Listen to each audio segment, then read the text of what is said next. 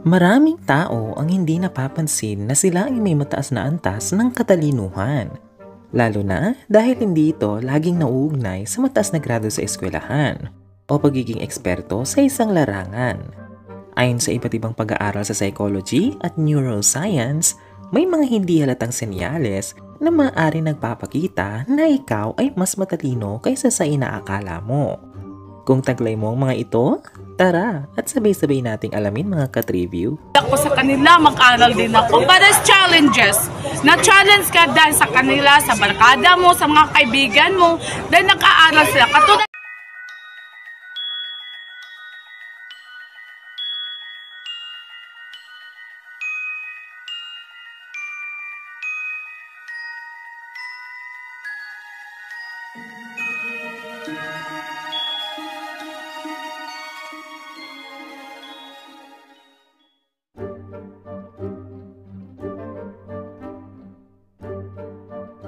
Isa sa mga pangunahing senyales ng katalinuhan ay ang pagiging curious o ang pagiging mapanuri. Ang mga taong may mataas na IQ ay madalas na nagtataka kung paano gumagana ang mga bagay-bagay, bakit nangyayari ang isang sitwasyon, at ano ang mas malalim na paliwanag ang maaaring nasa likod nito. Ayon sa isang pag-aaral na inilathala sa Journal of Individual Differences, ang mga batang may mataas na curiosity ay mas nagkakaroon ng mas mataas na IQ sa pagtanda. Pangalawa, ang need for cognition o pagkagusto sa malalim na pag-iisip ay isang katangian ng mga intelektual.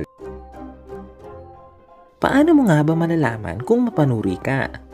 Una, mahilig kang mag-research kahit sa maliliit na bagay. Pangalawa, madalas kang nagtatanong ng bakit o paano.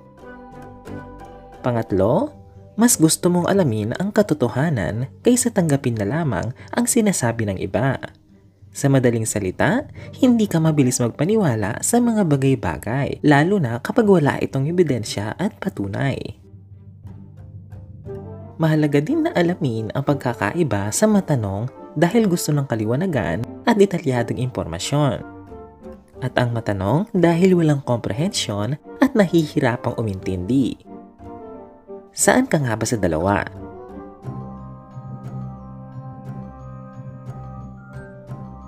Number 2. Marunong kang makinig at hindi ka judgmental. Ang matatalinong tao ay hindi basta-basta nagsasalita ng walang basihan. Mas madalas silang makinig bago magbigay ng opinyon.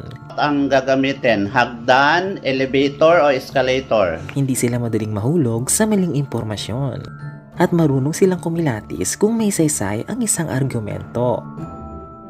Batay sa science, ang aktibong pagkikinig ay isang tanda ng mataas na emotional intelligence or EQ na nauugnay rin sa mataas na IQ. Ayon sa pag-aaral ng University of California, ang mga taong may mataas na kakayahang tumanggap ng iba't ibang pananaw ay mas mahusay sa critical thinking. Paano mo nga ba malalaman kung ganito ka? Una, mas gusto mong pakinggan muna ang iba bago magsalita. Pangalawa, hindi ka madaling magpadala sa emosyon o maling impormasyon.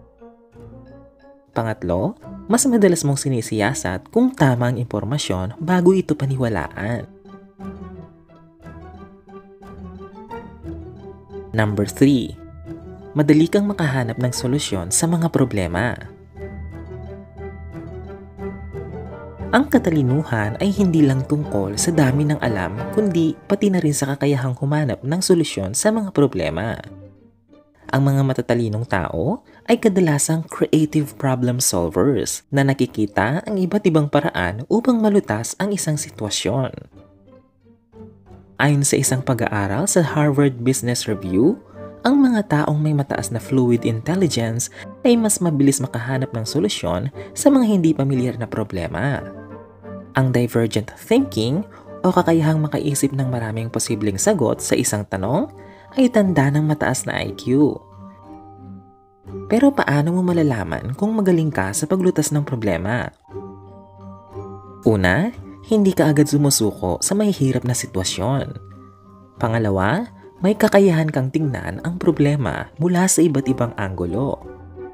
Pangatlo, madalas kang nakakaisip ng mga malikhaing solusyon na hindi madalas maisip ng iba. Sa madaling salita, ikaw ay creative at kakaibang mag-isip kumpara sa iba. Number 4. Marunong kang mag-adapt o mag-adjust sa iba't ibang sitwasyon. Ang isang senyales ng katalinuhan ay ang pagiging flexible o marunong mag-adjust sa anumang sitwasyon. Ang matatalinong tao ay hindi natatakot sa pagbabago at mabilis silang makahanap ng paraan upang makasabay.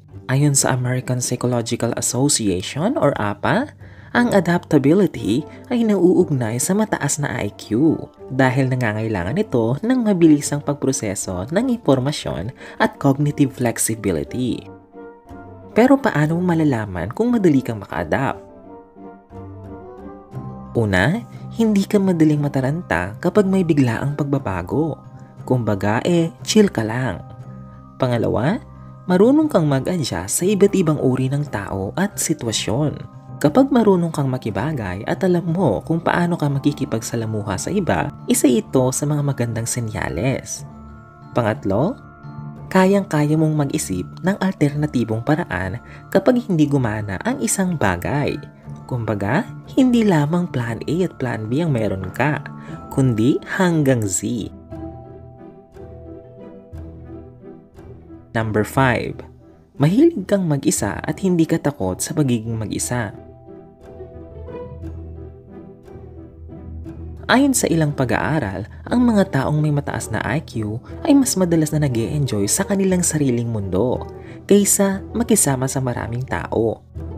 Ayon sa isang pag-aaral sa British Journal of Psychology, ang mga taong mas matatalino ay mas gusto ang tahimik na kapaligiran at hindi palaging naghahanap ng social interactions. Ito ay dahil ang utak nila ay madalas abala sa malalim na pag-iisip at hindi nila laging kailangan ng panlabas na stimuli para masiyahan.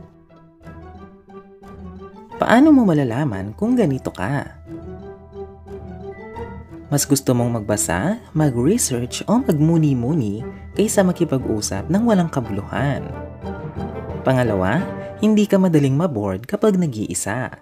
Dahil mas gusto mong magmuni-muni at mag-imagine ng mga bagay na nagpapasaya sa iyo at kapupulutan ng aral. Pangatlo, mas pinapahalagahan mo ang kalidad ng relasyon kaysa sa dami ng kaibigan. Number 6. Marunong kang magpatawa at mahilig sa sarcastic humor. Ay, ang layo eh. Siyempre, sasakay ba ako kung malapit? Sana nilakad ko na lang. Ang humor ay isang senyales ng mataas na katalinuhan, lalo na ang paggamit ng irony at sarcasm. Ang mga taong may ganitong uri ng pagpapatawa ay kadalasang may mabilisang pagproseso ng impormasyon at mas mataas na verbal intelligence.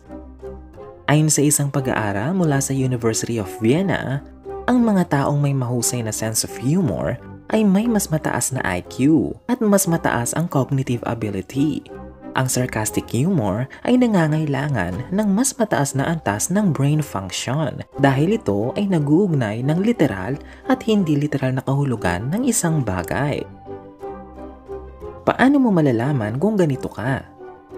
Una, madalas mong naiintindihan ang mga witty jokes kahit hindi halata sa iba. Pangalawa, mahilig kang gumamit ng sarcasm sa pagpapahayag ng mga opinyon. Pangatlo, madalas kang napapatawa ng mga matatalinong biro kaysa sa slapstick joke. Sa madaling salita, kung hindi ka masyadong natatawa sa mga sarcastic jokes o mga jokes na nangangailangan ng pag-iisip, mag-isip-isip ka na.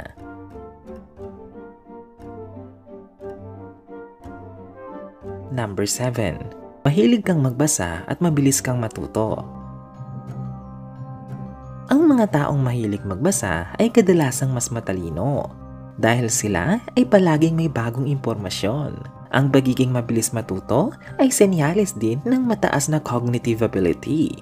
Ayon sa isang pag-aaral sa University of Edinburgh, ang mga batang mahilig magbasa ay mas nagkakaroon ng mataas na IQ sa pagtanda.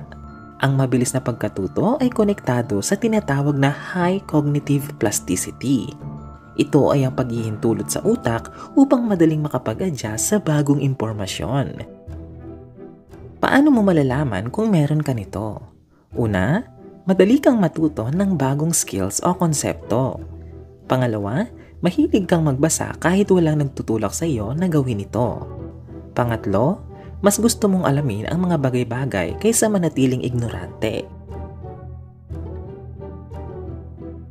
Kung marami sa mga senyales na ito ang taglay mo, malaki ang posibilidad na ikaw ay mas matalino kaysa sa inaakala mo. Hindi kailangan maging honor student o eksperto sa isang larangan para matawag na matalino. Ang tunay na katalinuhan ay makikita sa kakayahang mag-isip ng malalim, mag-adapt sa pagbabago at humanap ng solusyon sa mga problema. Kung napansin mong ang ilan sa mga katangiang ito ay matatagpuan sa sarili mo, maaaring oras na upang mas pagyamanin ang iyong talino. Kaya gamitin mo ito sa mas makabuluhang bagay. Kayo mga ka-triview, taglay niyo ba mga katangiang ito? At kung oo, nais naming marinig ang inyong saloobin sa comment section below. Hanggang sa muli mga ka-triview. Wow, makakasama ko talaga si Jesus. Wow, ang ganda pala ang langit, ganon. Gusto mong makita ang nasa paligid